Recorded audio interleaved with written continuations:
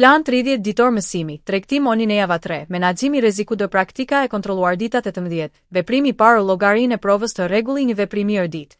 Dita 18 është dita e parë e veprimit të vërtet, por ende në llogari prove. Këtu nuk kërkohet fitim. Këtu kërkohet disiplinë, qartësi dhe respektimi rregullave. Një veprim i vetëm në ditë është mjeti kryesor për të mësuar pa u dëmtuar nga nxitimi. Qëllimi i kësaj dite është të kryesh një veprim prove, të respektosh rregullin e vetëm një veprimi në ditë, të mësosh procesin nga fillimi deri në fund. 1. Pse veprimi i parë duhet të jetë i kufizuar.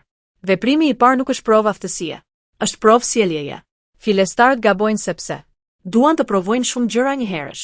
Kërkojnë ndjesi dhe jo rregull. Gatërrojnë mësimin me rezultatin. Një veprim i qetë vlen më shumë se 10 veprime të nxituara. Rregulli i hekurt, vetëm një veprim në ditë. Ky rregull është i panegociueshëm. Një veprim në ditë. Ul presionin emocional. Të detyron të zgjedhësh me kujdes. Të mëson durimin. Edhe nëse veprimi mbyllet shpejt, veprimi shkon mirë, veprimi shkon keq, nuk hap veprim të dytë. Pika. 3. Si përgatitet veprimi i parë.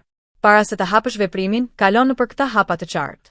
Përcakto drejtimin e tregut në grafik ditor. Gjej zonën e mbështetjes ose rezistencës. Prit rikthimin e çmimit në zonë. Kërko shenjë refuzimi nga qiring. Kontrollo nëse ideja ka kuptim. Nëse një nga këta hapa mungon, nuk vepron. 4. Vendosja e kufive para veprimit. Para se të hapësh veprimin, duhet të jenë të vendosura. Kufiri i humbjes. Kufiri i fitimit. Këta kufi vendosen përpara hyrjes. Nuk ndryshohen gjatë veprimit. Respektohen pa debat. Veprimi pa kufi është veprimi pa përgjithshëm. 5. Hapja e veprimit të provës. Kur gjithçka është e qartë, hap veprimin. Vendos matësi të vogël. Mos ndrysho asgjë. Pastaj, largoje vëmendjen nga grafiku. Mos e ndjek çdo lëvizje. Lejo tregun të bëjë punën e vet. Ndërhyrja e panevojshme është armiku i disiplinës. 6. Çfarë bën gjatë kohës që veprimi është hapur? Gjatë veprimit, nuk shton veprime të tjera. Nuk zhvendos kufi. Nuk reagon me emocione. Veprimi ose mbyllet me fitim, mbyllet me humbje të kontrolluar. Të dyja janë të pranueshme. 7. Mbyllja dhe rishikimi i veprimit. Pas mbylljes, mos hap veprim tjetër. Mos kërko të rikuperosh. Mos e vlerëso veten nga rezultati. Shkruaj. Pse hyre? A u respektuan rregullat?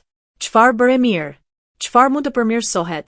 Rishikimi është mësimi i vërtet. 8. Gabime që duhen shmangur në ditën 18. Hapja e më shumë se një veprimi. Hyrja nga mërzia. Ndjekja e çmimit. Ndryshimi i planit në mes. Këto gabime krijojnë zakone që dëmtojnë më vonë. 9. Çfarë duhet të arrish në fund të ditës 18? Në fund të kësaj dite duhet të kesh kryer një veprim të rregullt. Kesh respektuar kufit. Kesh mbyllur ditën pa nxitim. Kuptosh se procesi vlen më shumë se rezultati. Përfundim. Veprimi i parë nuk tregon sa i zgjuarje, tregon sa i disiplinuarje. Kush respekton një veprim në ditë, ndërton kontroll. Kush kërkon shumë humbet qartësinë.